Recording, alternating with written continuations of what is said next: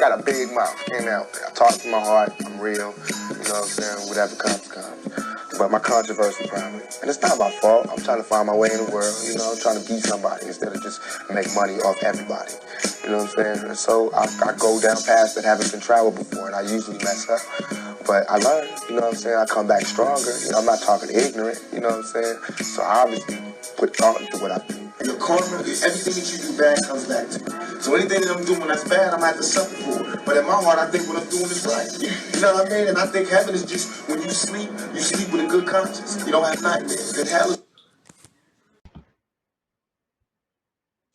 What's going on, everyone? It is your girl, Queen Quee. Let's jump right on to it. This is Hot Topics.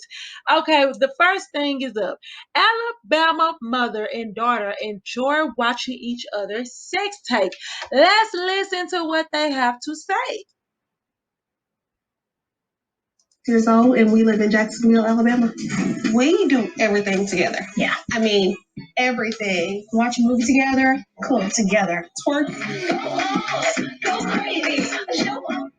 I couldn't imagine my life without my mom being in it. It would ruin me. I wouldn't know what to do, how to function. I've had people say that we're too close. Right, you got to spread it open a little bit. My mother and I have been waxing each other for quite some time now. I showed her my first sex tape about 2 years ago. I showed her my first sex tape maybe a year ago. What kind of positions do you think I should do, or what do you think we should do? And she was just like, oh, girl, prop your leg up in this angle. Maybe your back should have been a little bit more arched in this position. Yes, and he was like, you guys are sick. This is my daughter. I'm Rakia. I'm 26 years old, and we live in Jacksonville, Alabama. Okay, so this is a mother and daughter duo that is basically saying like how they're so close, and they even watch each other's sex tapes and stuff like that. So I really I seen this on Instagram, and I thought that this would be a good thing to discuss also, like how close are you guys with y'all parents and their nature. Like, I'm gonna tell y'all this, I'm Virgin Mary. Like, I don't care how old I get, it's just certain things and topics I don't feel comfortable with talking with my parents. Like, they don't need to know if I, you know what I'm saying, spread it wide like an eagle, and if I like it standing up or laying down. What? You don't need to know if I like to grab them ankles. You know what I'm saying? So how close is too close to you guys? Do you think that this is perfectly normal when you get to a certain age and you having this type of relationship with your parents, whether it's your mom or your dad and stuff like that? Now let me try to, talk about that, matter of fact, because not trying to say that it's not, or it's kind of weird if you talk to your parents about different type of stuff when you become a certain age, because I'm 31 years old, and I'm not gonna lie, it's certain topics and things that I would never to this day, even though I have 3 kids, it's never to this day I would talk to with my mom, because I don't feel like that we have that type of relationship that I feel like I feel comfortable enough with expressing, my sexual desires and stuff. I don't even play with her like that. Now, my dad, on the other hand, we're very close, you know what I'm saying? And he's like more so of the open-minded type, and he kind of like tell it like it is. My mom do too, but it's kind of like he's more understanding when it comes down to, life experience. And me and him talk all the time about different type of stuff or whatever, and we have even talked about sex topics and stuff, but we have never got into the deep conversation of I'm gonna let you know how I like it to be slapped, flipped, and rub it down. No, no, no, no, no. So how close is too close? Could you as a parent see yourself sitting back and discussing or being that close with your child, far as like discussing, their sexual behavior, looking at them videos and stuff like that? I really want to know, what are you guys' opinions on this situation? Because even when you are, I think sometimes people feel like, well, if it's a dude and he got a son, he likes to know that his son is, hooking up with a female, or, or different type of stuff like that. But why do that make it right? But you don't want to hear about your daughter getting bust down. So not trying to be the funny is always a double standard when it come down to women and dudes, because I feel like most of the time if your son come to you and be like, hey, I'm doing this and doing that, now if the son come to the mother don't want to hear it. Now the dad will probably listen to it and give him some advice and give him some depth and let him know, the ins and out about the situation and being careful, but a mom don't want to hear that. So for this duo, this mother and daughter, to be that close enough to say and be able to show each other's sex tape, and then your mama give you pointers. First of all, your mama giving you pointers. Point, baby, get the pistol. If your mama already got to give you pointers to let you know this is what you're supposed to be doing, and this time throw it back this way, put your leg up this way, girl. Hide your kids, hide your husband, hide your boyfriend, cause your mama a cougar. I want them old school mamas. Them mamas to be like, I ain't none of your little friend. Yeah, them the type of mamas I go for. You know what I'm saying? Like, it's just a certain level of respect. I always tell my kids all the time, like, I'm your parent, not your friend. Like, don't get me wrong, if something is a serious matter when it's regarding your life and your safety, please always feel comfortable enough to express yourself to me instead of keeping it bottled up. But when it comes down to your sexual behavior, even if you want to let me know, like, hey, I'm having sex, that's cool. But don't think that we finna sit up here and I'm finna show you all the tricks and trades and how you got here. Come on, somebody. But yeah, let me know about that. How do you guys think about that subject about, being close with your parents? Are you close with your parents like that to the point where y'all can talk about anything? You guys can be detailed about each other, sexual history and who you guys date or whatever. Come on now, like, let me know exactly what you think. Okay, let's get into another situation about a mother charged with attempted murder after throwing her two young children out the window. Two young children are in the hospital after police say their own mother threw them out of a second-story window. She then jumped out of that window herself. News 4 exclusively obtained this video from the scene. We have blurred it because it's too disturbing. It was recorded by a neighbor immediately after the children were tossed into the alley outside of the home in Brownsville. This happened today on Rockaway Parkway near Winthrop Street. News 4's Anjali Hemphill is live there now. Anjali, what's the latest? Well, Gilma, this story is just so heart-wrenching, and you can see behind me that someone has left a candle here as neighbors are keeping that 4-week-old baby in their thoughts and prayers. And tonight we did speak to one of those heroic neighbors who says he jumped into action and stopped that mother from possibly doing even more harm. A terrified neighbor captured the aftermath on her cell phone as emergency crews rushed to Rockaway Parkway in Brownsville Saturday morning to rescue two young children who had been thrown out of a second-story window, allegedly by their own mother. I was sitting in my bedroom, and first I heard a baby crying, and then we heard a loud thump, like a body hit the ground. I'm in my bedroom here. Carl Chin's apartment window faces the alley where the unthinkable happened. They watched in horror as the little boy fell to the ground next, and Chin realized this was no accident. Two young children are in the hospital after police. Okay, so oh my God, just rest in peace to the kids. Oh my God, that is so horrible. And in this day of time, it's so much different stuff happening, and I'm scared to report and sad to report that a lot of this stuff is in the hands of people that gave birth to these kids. All this abuse that is going on is very scary. I mean, here I was looking at the comments because I was really trying to figure out what was the reason for not only this lady throwing her kids out the window, but also taking her life in the process. And a lot of people was saying that it was postpartum depression, like she was going through postpartum, and how serious it is. And check on your friends that got kids and this and that. And I do believe in that. I do believe in postpartum depression because I experienced that or whatever. And sometimes it's something that you cannot control. It's something that honestly just comes over you to the point where it's kind of like you don't even know how you got it. I don't want people to feel like that the only people that can get it is single mothers. Sometimes it's women that or that is coming from a loving husband. You see what I'm saying? Like that has a husband and probably have multiple kids, and on top of that, probably have a career and a lot of stuff going for themselves. But then they get into this slump of a mode and it's postpartum. So it's definitely serious. And like somebody had made a point about, we have to start taking it 10 times serious when it comes down to a mother that it has a newborn. We have to pour life into that mother. Now, it does not make it acceptable. I mean, because at the end of the day, these innocent kids have lost their life all because their mother decided to throw them out the window for whatever reason. We don't know. You know what I'm saying? They don't have any record of this lady dealing with mental health issues and stuff like that. And I'm going to do another podcast on that situation. I just thought that to bring that to light on this podcast, because the simple fact is that I just want to let everybody know, please be mindful of your friends that have kids, whether it's your wife, girlfriend, baby mama. It can still be your baby mama. Y'all not together.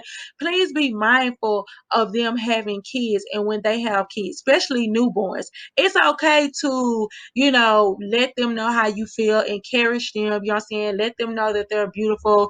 Sometimes, take the kids. You see what I'm saying? Like, actually, take them somewhere so they can have a girls' night out, or just something dealing with self-care, something that's catering to them, because a lot of people wear a mask. And I ain't talking about no COVID mask because of the COVID. I'm saying that a lot of people put on a persona because at the end of the day, they don't want to look weak or they don't want to look sad. So let's just keep those kids and stuff like that. Rest in peace to them. I'm so sorry to hear that. So yeah, I will be following up on that subject on another podcast. Okay, moving along. What in the P Valley, New Orleans mayor gets called out? And let's get into this. This is what was said. So, Mayor Contrell, I'm a community leader in New Orleans East, and a lot about these videos of you having fun in the club just rub me the wrong way. Do you not see the babies holding us hostage? You are a black leader. Hold on, let me read that over again. I'm so sorry because I'm over here trying to look through some of my handwriting. I ain't trying, but when I be up here writing down notes, it be chicken scratch. I'm gonna start typing it up and get better. But let me start that back over. Mayor Contrell, I'm a community leader in New Orleans East. And a lot about these videos of you having fun in the club just rub me the wrong way. Do you not see the babies holding us hostage?